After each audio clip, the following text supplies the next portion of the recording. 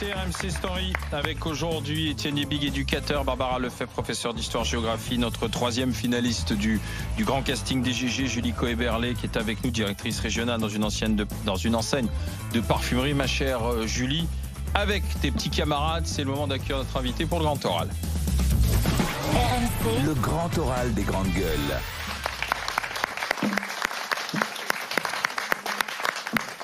Monsieur Philippe Bilger, Le Mur des Cons aux éditions Albert Michel. Bonjour Philippe. Bonjour. Bienvenue. On s'interroge avec vous, Philippe, à travers ce livre, sur la justice actuelle. Est-elle oui ou non politisée? Est-elle oui ou non instrumentalisée? Par exemple, le parquet vient d'ouvrir une enquête à propos d'Éric Zemmour suite à son discours pour le moins musclé tenu ce week-end sur l'islam et l'immigration. Est-ce que le parquet est dans son rôle? Oui, là, franchement, il ne pouvait pas faire autrement que d'ordonner une enquête. Vous avez qualifié l'intervention d'Éric Zemmour de musclé. C'est un très bon adjectif. Alors, je ne sais pas du tout ce qui découlera de l'enquête, mais il est évident que le parquet, compte tenu de l'émoi que cette intervention a suscité, à tort ou à raison, était en quelque sorte contraint et juridiquement et, je dirais, médiatiquement d'ouvrir une enquête. Alors, on verra ce qu'elle donnera. Mais est-ce que c'est pas dangereux de judiciariser ainsi le débat ? Ah mais moi, alors c'est autre chose, mon cher Olivier. C'est à la fois, j'ai toujours considéré que je préférais l'affrontement démocratique, la contradiction des idées, à la judiciarisation de la pensée. Mais parfois, il y a des propos, des écrits qui suscitent parfois une réprobation ou un étonnement. Il est tout à fait normal alors que le parquet ordonne une enquête. Et qui décide le parquet dans ce cas-là? C'est politique? Là, je pense qu'on peut supposer, j'espère que le procureur de Paris a eu l'indépendance suffisante pour ouvrir une enquête de sa propre initiative. Ça peut arriver.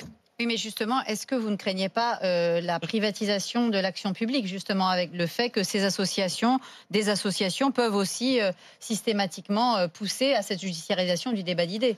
Vous avez raison, je ne suis pas un fanatique des associations qui, en général, pour quelques-unes, elles se créent et après elles font n'importe quoi pour démontrer qu'elles sont nécessaires. Mais là, c'est autre chose. On a beaucoup parlé de cette intervention d'Éric Zemmour. Les médias en ont parlé. Il y a eu un certain nombre de polémiques, de controverses. Il était absolument inconcevable que le parquet n'ordonne pas une enquête sur ses propos. Mais je rappelle, je l'ai dit, qu'il y a des partisans compulsifs de la répression à l'égard d'Éric Zemmour notamment, et il n'est pas jugé. Il y a une enquête qui est ordonnée, on verra ce qu'elle donne. Le Mur des Cons, donc c'est ce livre, vous avez eu l'honneur, peut-être, je ne sais pas si on peut dire ça, d'être épinglé par Le Mur des Cons. Absolument, j'étais à côté de gens dont je raffolais pas tout de même, les Balkany, pardon. On va rappeler Le Mur des Cons, on est le dans syndicat de la magistrature. Le syndicat de la magistrature. Les locaux. Les locaux, hein, et donc épinglés sur le mur, visiblement les ennemis de ce syndicat de la magistrature. La présidente a été condamnée. Voilà, mais une condamnation dérisoire. Hein. Je ne jette pas la pierre, mais si on appelle ça une condamnation, elle est arrivée très tardivement, cette condamnation. Ouais. Alors, le Mur des Cons, vous l'avez évoqué, Alain, c'est absolument pas une pochade, comme le syndicat le prétendait, c'est quelque chose d'infiniment grave quand on voit en effet les noms de certaines... Pourquoi c'est grave ? Mais parce que d'abord, ça décrédibilise radicalement l'équité judiciaire. J'ajoute que pour ma part, je n'ai jamais considéré que le syndicat de la magistrature était autre chose que pratiquement un mouvement politique de gauche, voire d'extrême gauche, et je l'ai toujours dit, donc je n'ai pas de scrupule à le répéter, il se sert de la justice plus qu'il ne la sert. Le Mur des Cons a noyé l'ensemble de la magistrature dans un opprobre général. Oui, mais du moment qu'on autorise le syndicat dans une profession, qu'on autorise les magistrats à se syndiquer, forcément, ça donne une couleur politique à leur engagement. On a le droit, même quand on est syndiqué, d'être intelligent, mesuré. Et... oui, mais ils ne pensent pas comme vous, au syndicat de la magistrature, mais c'est pas pour ça qu'ils ne sont pas intelligents. Non, bien sûr. je n'irai pas dire ça, quoique je rêverais d'un monde où les autres ne pourraient pas parler. Non, mais plus... C'est intéressant. Non, Faut pas venir ici. non, bien sûr. Mais vous savez que j'adore ça, en réalité. Mais je veux dire, l'intelligence, l'engagement, le syndicalisme ne sont pas forcément créateurs d'une idéologie qui fait peur à tout le monde et qui, par exemple, pour les justiciables qui doivent venir devant la justice, leur font craindre avec angoisse d'arriver devant un membre du syndicat de la magistrature, en tout cas de ceux qui ont participé et créé le mur des cons. Mais Étienne, moi la Julie. question vraiment je veux vous poser et que j'ai pas trouvé la réponse dans le bouquin, c'est est-ce que ce syndicat de la magistrature, plutôt que d'être de gauche, n'est pas simplement contre le pouvoir, et est-ce que finalement le rôle de la justice dans un certain domaine n'est pas tout simplement d'être contre le pouvoir, puisqu'elle doit on voit, il faut 25 ans pour qu'un Balladur soit jugé après une affaire de 95 par exemple. On voit à un moment vous dites Fillon ça a été vite, mais heureusement que ça a été vite, sinon il était jugé en 3022. Donc la question que je pose, c'est est-ce que le syndicat de la magistrature simplement, quel que soit le pouvoir, y compris quand c'est un pouvoir de gauche, ne se positionne pas contre le pouvoir parce qu'il doit faire contre-pouvoir. Alors, Philippe Bilger. D'abord, je devine la complexité de votre pensée que j'ai eu l'occasion d'écouter dans la loge. Mais non, je crois bien sûr que les journalistes, par exemple, se qualifient volontiers de contre-pouvoir. Les magistrats, à mon sens, ne doivent pas être un contre-pouvoir au sens où vous l'entendez. Et sur le syndicat de la magistrature, ça aurait été formidable s'ils avaient été un contre-pouvoir contre la gauche, contre la droite, contre tout ce que les partis politiques ou les gouvernements ont parfois de Ils ont fait plus de discutables. cadeaux à Hollande qu'à Sarkozy. Non, mais pardon, Étienne, si vous m'autorisez le prénom,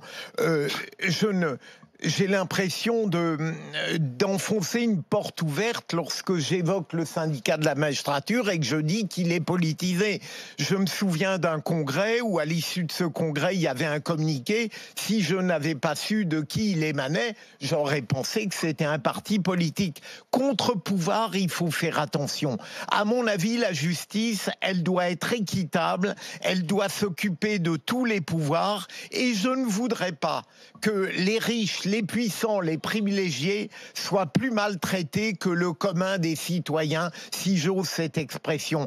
La politisation, elle peut gangrener aussi là où vous la mettez. Il y a un règlement de compte aujourd'hui entre les magistrats et les politiques. Là, il y a une série de procès avec des responsables politiques. Alors, on sort du procès Balkany. On apprend que Nicolas Sarkozy va connaître 2 procès. Un ancien président, 2 procès en 2020.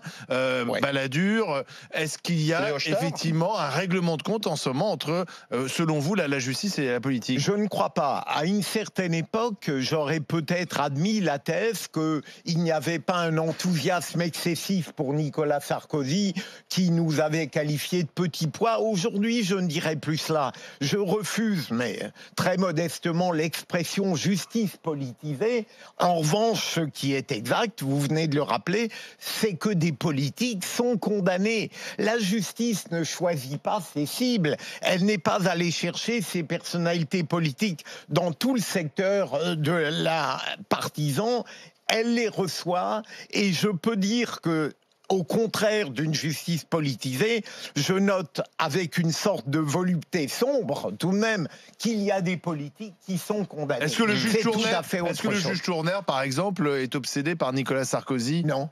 Non, alors je ne le connais. Alors, pour aller un petit peu, non pas dans le sens d'une justice politisée, je crois qu'il y a des magistrats au demeurant remarquables qui ont parfois une telle volonté de trouver une vérité qui semble leur échapper que peut-être que l'état de droit est interprété dans sa définition la plus large. Mais juge Tourner, encore une fois, je ne le connais pas, il n'est pas un juge politisé. Vous savez, on a tendance à qualifier de justice politisée la justice qui ne vous donne pas raison ou qui poursuit vos adversaires. Par exemple, Jean-Luc Mélenchon était persuadé d'être victime d'un procès politique. C'est absurde. C'est absurde. Alors, quel dévoiement d'un talent, hein, tout de même. Mais par contre, on peut noter que... Julie. Par contre, on peut noter que les politiques, en fait, utilisent la justice pour régler aussi un petit peu leurs comptes. Donc, c'est ce qui contribue à la dégradation de l'image de la justice. Alors, en effet, c'est très intéressant. J'ai situé ce moment capital dans la démocratie française lors de la première cohabitation où tout à coup les politiques se sont rendus compte que la justice pouvait infléchir, augmenter, diminuer le rapport de force en politique. Ça a été un moment capital. Mais pardon. Par exemple, pourquoi Parce que c'était Chirac, Mitterrand, il y avait un certain nombre d'affaires et on s'est rendu compte à partir de là que la justice s'engouffrait violemment parfois dans le débat public parce que les politiques pouvaient s'en servir. Mais pardon de défendre à ce point l'absence de justice politisée parce que précisément on parle de ça même.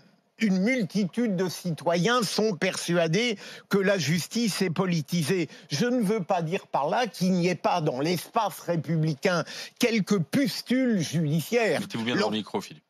Lorsqu'on a le procureur de Nice qui dit clairement qu'il avait menti parce qu'il anticipait les désirs du président de la République qui n'en pouvait mais, c'est une justice politique, mais individuelle. Il y a une grave erreur de la part de ce procureur lorsque, par exemple, des grands avocats qualifient le jugement sévère à l'encontre du couple Balkany en disant ils sont payés, c'est offensant et c'est faux. Ça laisse croire à une justice politique quand c'est une justice qu'on peut discuter par les voies de recours. Oui, mais il y a des modes. Oui, mais Excusez-moi, même, Philippe, il y a des modes. Oui, en ce moment, la mode est quand même à chasser le fraudeur fiscal, le parquet financier à la main lourde. Mais vous avez raison, Olivier, mais moi, je n'ai jamais été partisan d'une justice comme ça à la carte. La justice, je suis aussi partisan de condamner les gilets jaunes lorsqu'ils ont fait des exactions intolérables que de condamner sévèrement le couple Balkany parce que j'attache une énorme importance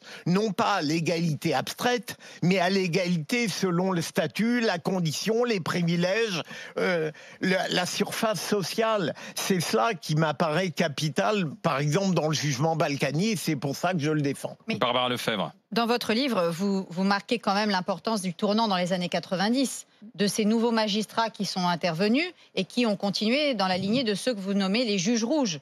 Et vous faites une triade un petit peu où vous dites, voilà, il y a trois sortes de juges. Il y a le juge soldat, qui est vraiment le technicien du droit, le juge prêtre, qui est plutôt dans la morale, et le juge sauveur, qui, lui, met davantage, justement, la question politique avant la question de la justice. Est-ce que vous ne pensez pas, justement, qu'aujourd'hui, on est arrivé à une domination des juges sauveurs et, finalement, à une réduction du pouvoir de ces juges soldats ?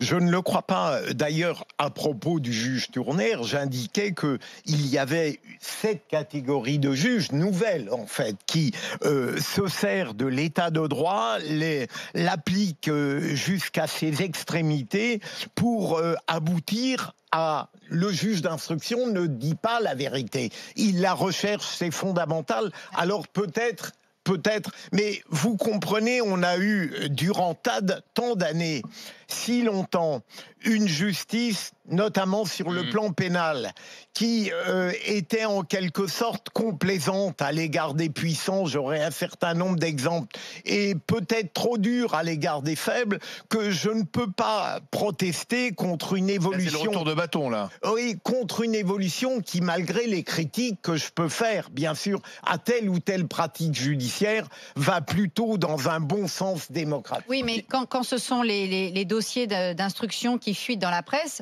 c'est plus souvent les dossiers d'instruction qui fuient dans la presse que les attendus de justice et qui sont discutés de façon intelligente. Mais, là, on a un problème. Mais vous voyez, alors là, en effet, je trouve tout à fait regrettable les violations du secret de l'enquête et de l'instruction qui sont imputable, et bien sûr, à certains journalistes qui disposent de connivence judiciaire. Certains magistrats. Bien sûr, j'allais y venir. Ça peut être le greffier. Oui, ça peut être le greffier. Ça peut être tous ceux qui concourent à l'information et à l'enquête. Mais moi, je suis comme vous, indigné par les violations du secret de l'enquête et de l'instruction. Et je regrette précisément qu'on ne les poursuive pas, qu'on ne cherche même pas les identifier. Parce qu'on aurait trop peur de tomber sur un magistrat. Julie Coeberlé. Oui, dans votre livre, vous parlez qu'aujourd'hui, on a atteint une dégradation de l'image de la justice qui est pour vous irréversible. Et du coup, votre livre, il a aussi pour but de dénoncer ça, pour essayer de reconstruire. Mais du coup, la question, c'est qu'est-ce qu'il faudrait faire en fait aujourd'hui pour reconstruire justement la justice, l'image de la justice. Je vous remercie pour cette question parce que le ressort fondamental de ce livre, c'est de rappeler que la magistrature est un très grand métier. Même si les médias ne considèrent pas que c'est le cas la plupart du temps, et les magistrats eux-mêmes ne sont pas fiers de leur métier. Comment voulez-vous après qu'un citoyen comprenne qu'on exerce, je me mets encore dans le coup si j'ose dire, une activité fondamentale? Ce que je crois, peut-être que c'est mon tempérament réactionnaire qui dit cela, je ne méconnais pas l'importance des structures. Bien sûr, on peut rêver d'un monde judiciaire idéal, mais ce qui est fondamental, c'est la qualité des tempéraments et des personnalités.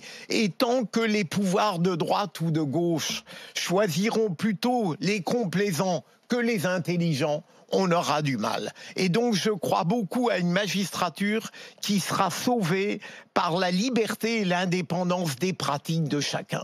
Alors, je ne dis pas que c'est facile, je ne dis pas qu'on peut être facilement libre au parquet, au siège on l'est, mais je crois beaucoup que la magistrature est un service public très particulier, bien sûr, mais qu'il y a de l'espoir. Je déteste le catastrophisme qui est très souvent diffusé par une magistrature qui, grâce à ce catastrophisme et à la crise qui devient une obsession, veut faire oublier qu'elle a des parts de responsabilité directe dans l'échec de la justice. Merci Philippe Bilger. À lire Le Mur des Camps aux éditions Albin Michel. Merci Philippe. Merci Julie d'être venue dans cette finale, dans cette semaine de finalistes. Comment ça s'est passé, Julie Koeberlé? Bien, avec 1 heure de moins, mais ça s'est bien passé. À cause de la SNCF? Non, ça s'est très bien passé. Merci pour votre accueil. Une petite montée d'adrénaline au début, puis après, ça roule, quoi. Top. Merci Julie, bon retour. Demain, suite de notre finale Grand Casting des GG, nous serons avec une blogueuse, elle s'appelle Laurence Fournier, elle est du côté d'Angers, mère au foyer, 8 enfants. Elle sera avec Jacques Maillot, Joël Dagosseri et dans le grand oral des GG, la romancière Gaëlle Tchakalov. Bonne journée et à demain 9h. RMC. Alain Marchal, Olivier Truchot. Les grandes gueules.